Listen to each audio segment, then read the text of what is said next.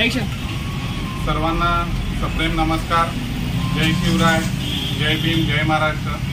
वंचित बहुजन आघाडीचे राष्ट्रीय अध्यक्ष ॲडव्होकेट बाळासाहेब उर्फ प्रकाश आंबेडकर साहेबांच्या आदेशानुसार व आमचे युवकचे प्रदेशाध्यक्ष डॉक्टर निलेश विश्वकर्मा यांच्या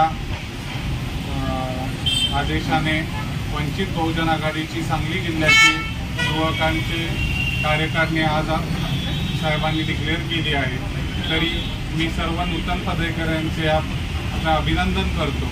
वंचित बहुजन आघाडी हा महाराष्ट्रात खरा विरोधी पक्ष म्हणून आज काम करत आहे व लोकांचे, गरिबांचे आज जे रोजगारांचे जे प्रश्न उद्भवलेत त्याचा प्रामाणिकपणे आवाज उठवण्याचं काम वंचित बहुजन आघाडी करत आहे। मी युवकांना इथलं आवाहन करतो की आता इलेक्शन आहे, जास्तीत जास्त आपण लोकांपर्यंत पोहोचू, लोकांचे कामं करू। आज जिल्ह्यात अनेक रोजगाराचे प्रश्न आहेत, भ्रष्टाचाराचे विषय आहेत, लोकांच्या शासनाच्या योजना लोकांपर्यंत पोहोचत नसतात, भ्रष्टाचार बोकावला आहे। सगळ्या गोष्टीवर वंचित बहुजन युवक आघाडी हे प्रामाणिक काम करणार आहे।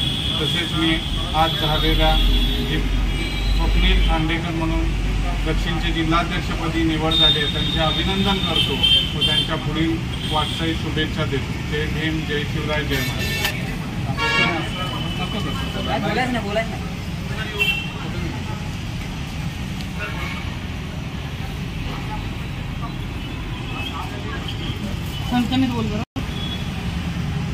बहुजन आघाडीच्या माध्यमातून संपूर्ण महाराष्ट्रातील जनतेला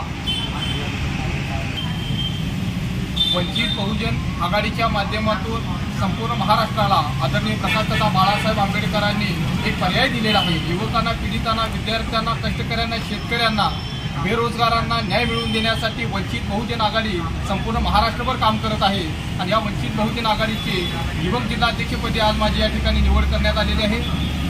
महाराष्ट्र प्रदेशाध्यक्ष माननीय निलेशजी विश्वकर्मा साहेबांच्या आदेशाने व प्रदेश उपाध्यक्ष माननीय इंद्रजीतदादा घाटे यांच्या शिफारशीने आज या ठिकाणी माझी नियुक्ती करण्यात आलेली आहे। इंद्रजीतदादा घाटे यांच्या नेतृत्वाखाली संपूर्ण जिल्ह्यामध्ये अतिशय जोमाने काम करू व दिलेल्या पदाला न्याय देऊ अशी असणारी भूमिका आम्ही या ठिकाणी मांडतो, अशी ग्वाही देतो। जय भीम, जय भारत।